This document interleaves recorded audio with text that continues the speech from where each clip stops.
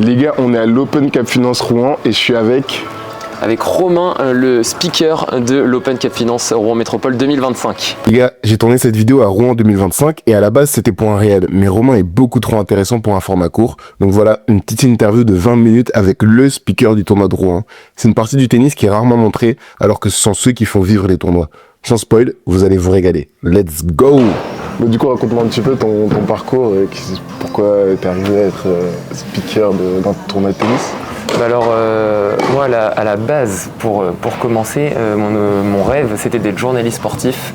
Okay. Et donc ça s'est pas fait pour plusieurs raisons, notamment parce que j'ai pas été accepté en école de journalisme.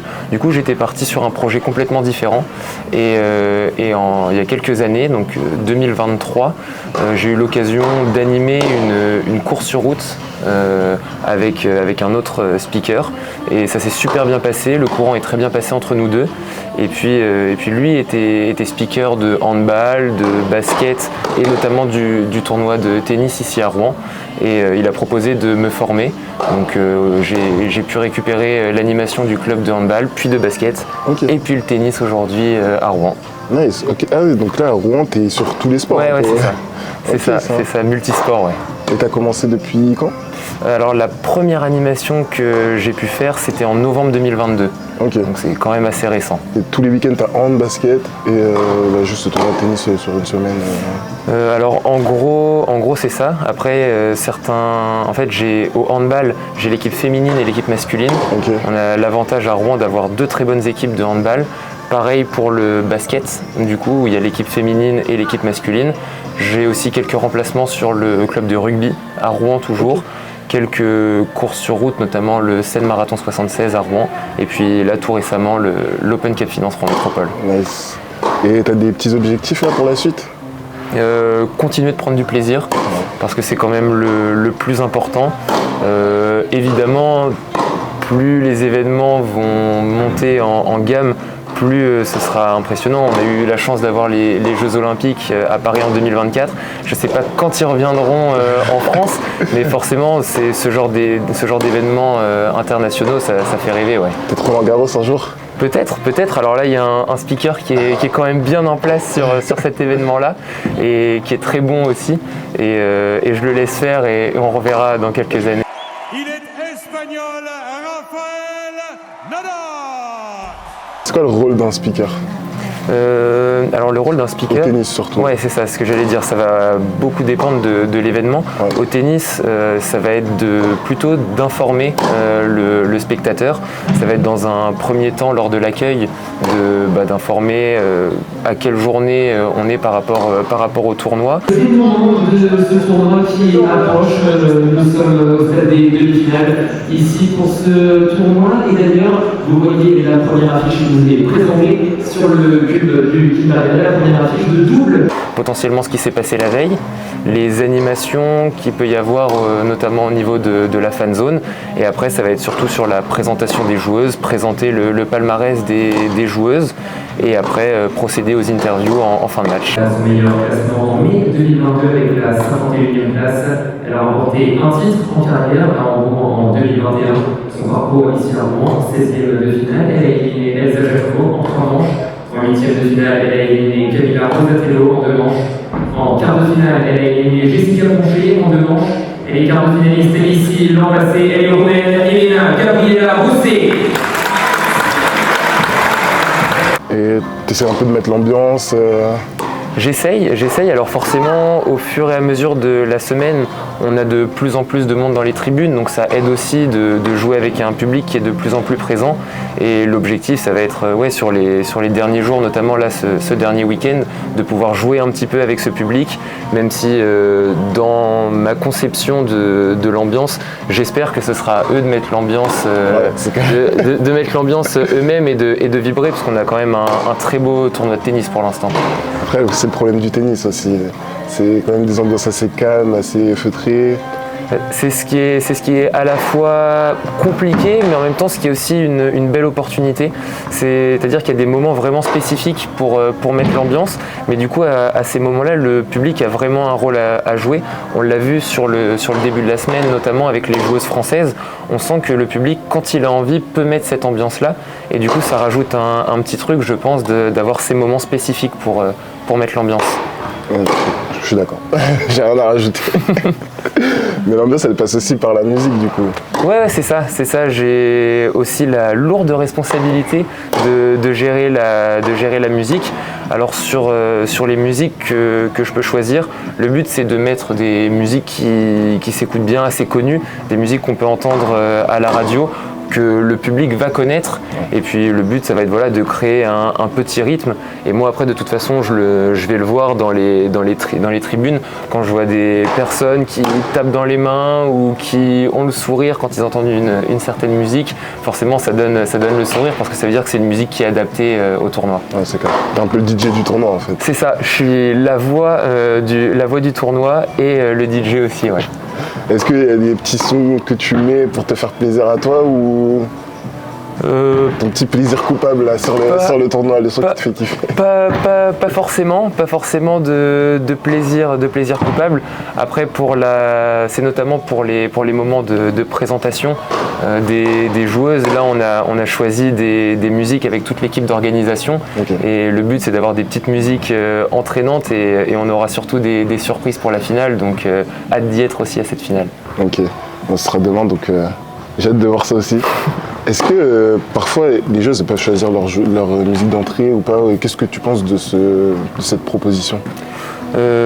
Alors il ne me semble pas que ça a été discuté avec les joueuses, là c'est vraiment l'organisation, et du coup moi avec l'expérience que je peux avoir, après on n'a pas forcément eu de retour des joueuses dans un sens comme dans l'autre, elles nous ont pas forcément dit que les musiques étaient bien ou pas bien. Je pense que quand elles entrent, elles sont déjà dans leur bulle de toute façon, et la musique c'est vraiment accessoire.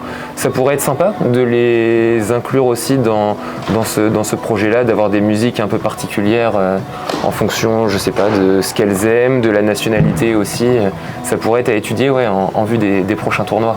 A few moments later. Can we request a song? Yeah.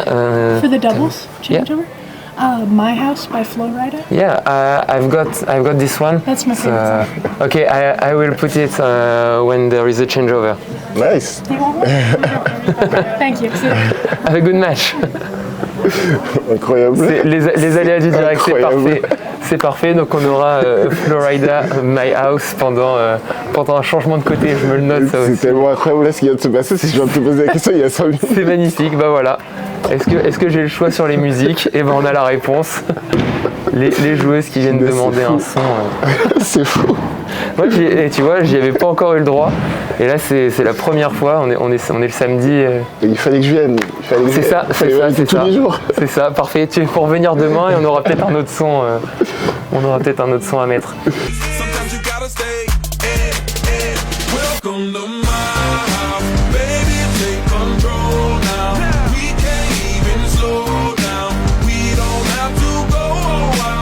Parce que j'avais eu la discussion avec d'autres créateurs de contenu, on s'était dit qu'en vrai, il y en a beaucoup qui rentrent avec leur casque. Ouais, c'est vrai. Donc, pourquoi pas mettre leur casque, mais dans le mood de la salle, du tournoi, et que tout le monde puisse un peu ressentir ce qu'elles ressentent sur le... Ouais, peut-être au fond d'elles, ou voilà. C'est une bonne perspective d'évolution. Comme je te dis, c'est pas encore mis en place aujourd'hui, mais... On ne s'interdit rien pour les années à venir. Ouais, c'est ça, exactement. J'espère que je serai crédité sans l'idée. Je dirais que j'ai eu le droit, et que c'est le twinner qui m'en a parlé. Ouais. Ça va. Est-ce que tu as fait des petites gaffes au micro là, cette année? Alors des petites gaffes, oui. Oui, forcément, parce que qui dit aléa du direct dit que on est aussi des êtres humains, et donc tout n'est pas parfait. Forcément, les interviews pour les joueuses se font en anglais, et l'anglais n'est pas toujours parfait. Évidemment, le plus important, ça reste de savoir rebondir aussi là-dessus, et de faire en sorte que la petite erreur qui arrive n'engendre pas une plus grosse erreur derrière. Et le plus important, ça reste évidemment que la joueuse me comprenne quand je pose la question. Nous aussi, on te comprend. Bon, bah ça va, c'est le plus important bon. alors. Job is not finished yet. You have again a match tomorrow, the final. How will you prepare this final? Tu nous as fait un superbe match aujourd'hui. Félicitations, Elina. Mais le travail n'est pas encore fini. Il te reste un match demain, la finale. Yeah, definitely very pleased with my game so far. I had great matches from the first round until now. Played really well. I think big motivation for me was when Gail told me at the beginning of the tournament that he would come to the finals. If I would be playing the finals, so probably he would come. Elina qui nous dit qu'elle est très contente de son jeu depuis le début de la semaine et elle a mentionné quelqu'un, un certain Gaël, qui pourrait venir ici si jamais elle atteint la finale. Je pense qu'elle parle de Gaël Monfils qui sera peut-être mais Gaël Monfils que l'on connaît bien sûr ici en France, qui pourrait être présent pour la finale. Est-ce qu'il y a des noms qui sont compliqués à prononcer? On en a eu un. Parce que... Vas-y, l'écrit. On en a eu un, on a eu Tiansoa Sarah Rakotomanga Rajaona qui était avec nous. Alors je peux même sortir l'anecdote parce qu'il y a un des employés du Kind Arena qui m'a demandé de le répéter 3 fois d'affilée pour savoir si c'était bien rodé et j'ai réussi à le faire, donc ouais, ça y est, on a eu la chance de l'avoir dès les premiers jours, dès les qualifications, donc là-dessus je suis assez rodé. Ouais, là c'était fluide. Hein. Ouais, bah, c'est la répétition, elle a fait plusieurs tours et forcément ça a aidé aussi à ce que son nom entre en tête parce qu'il est pas simple. Mais non, ça va, de ce côté-là, ça va. Mais avant le premier match, t'as dû répéter. Bah alors, il se trouve que le premier match, elle a joué sur le cours numéro 1. Okay. Donc moi, je m'occupe uniquement de l'animation ici sur le cours central. Et j'ai vu qu'elle était sur le cours numéro 1. Bah, j'ai eu un petit sourire en me disant, bon, tant mieux, entre guillemets, elle est sur le cours numéro 1. Et après, ça a été un plaisir quand on l'a vu sur le cours central. J'ai répété le nom, 2-3 fois avant, histoire de me mettre bien dedans, et puis après ça l'a fait, et maintenant c'est assez fluide. Ça va, juste 2-3 fois, t'es solide ça va, quand même. Ça va. Mesdames et messieurs, veuillez accueillir sur le cours central Tiansoa Sarah Rakotomanga Rajaona. Non, Rajaona. T'étais pas loin. Va falloir la refaire.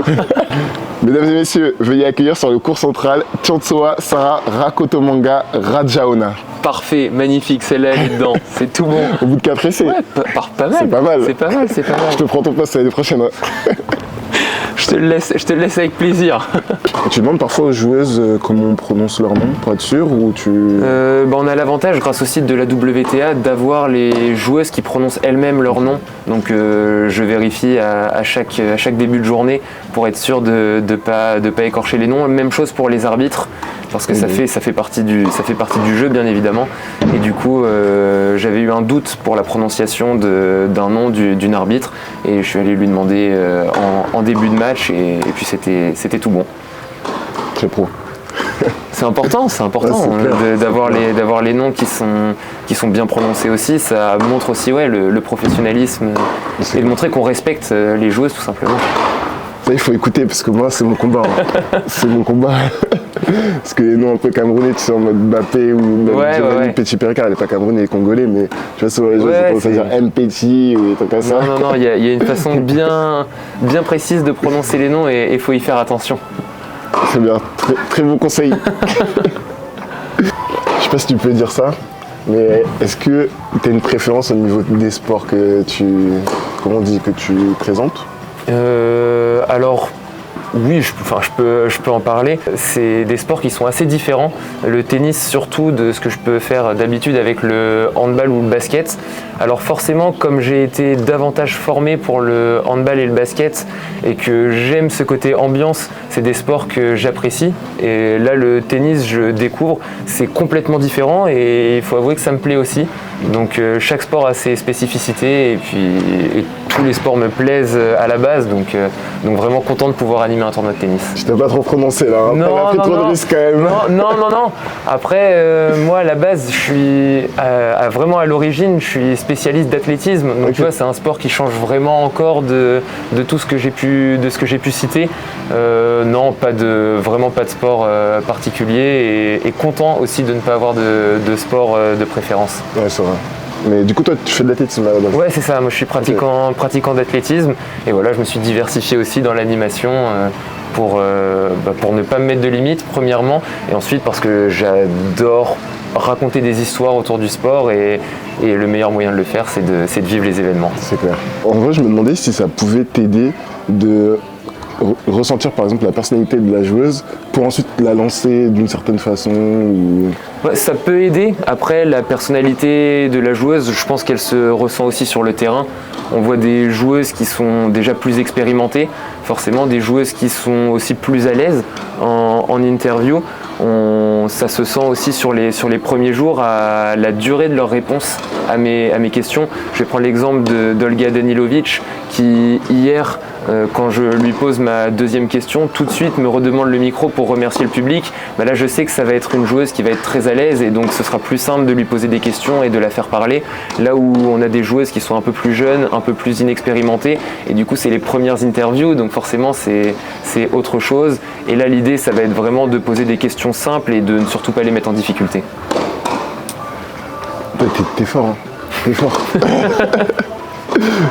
Est-ce que t'as un peu la pression de temps en temps Toujours. Et puis on a toujours la pression. Je pense quand on va débuter une animation, après ça ne veut pas forcément dire que c'est de la mauvaise pression.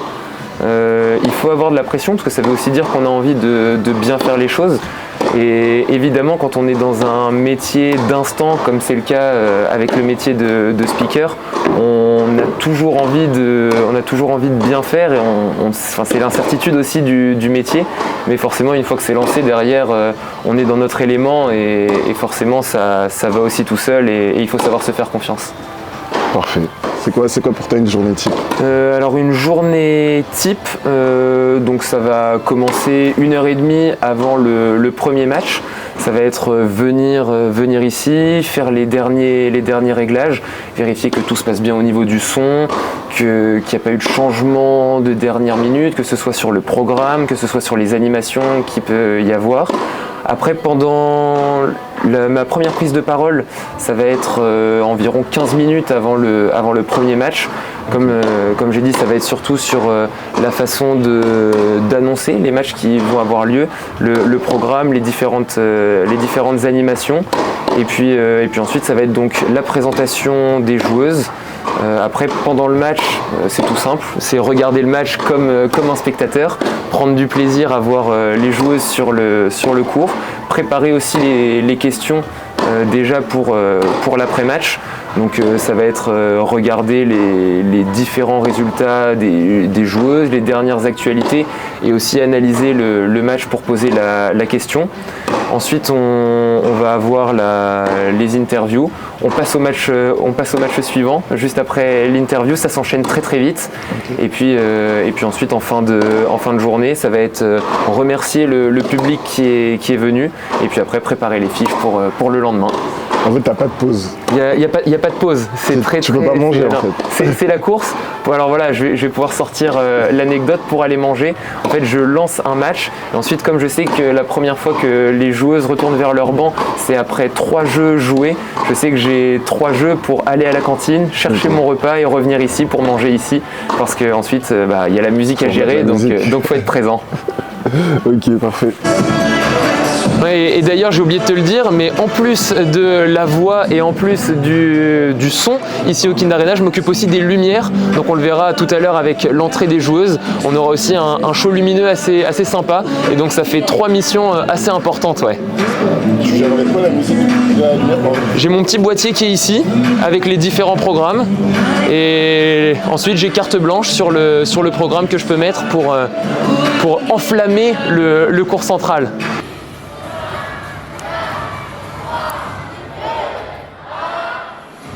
C'est l'heure d'accueillir les joueuses qui vont faire l'entrée. La première est 90e joueuse mondiale. ici en passé est une Roumaine, Elena Gabriela Rosset.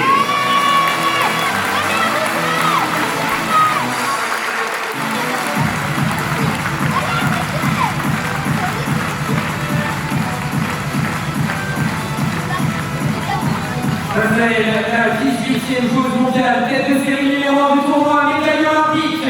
Elle est ukrainienne, Elina Svitolina.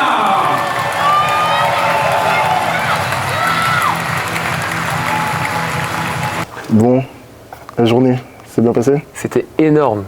Franchement, on a eu des beaux matchs, du gros niveau de jeu et une belle ambiance. On a vu que le public était présent, donc on s'est régalé. J'ai bien aimé la petite présentation de Svitolina, le ton qui monte et tout. Ouais, on essaye de pouvoir jouer avec le palmarès comme ça. Et puis derrière, ça a été plutôt bien accueilli par le public. Donc quand le public veut jouer comme ça, forcément on se régale.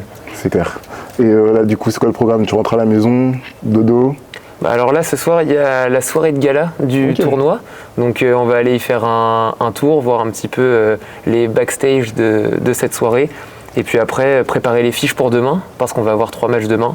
Et puis après, dodo et rendez-vous demain matin. Ok, bah je serai là. Parfait, on se donne rendez-vous demain. Bon, allez, à demain.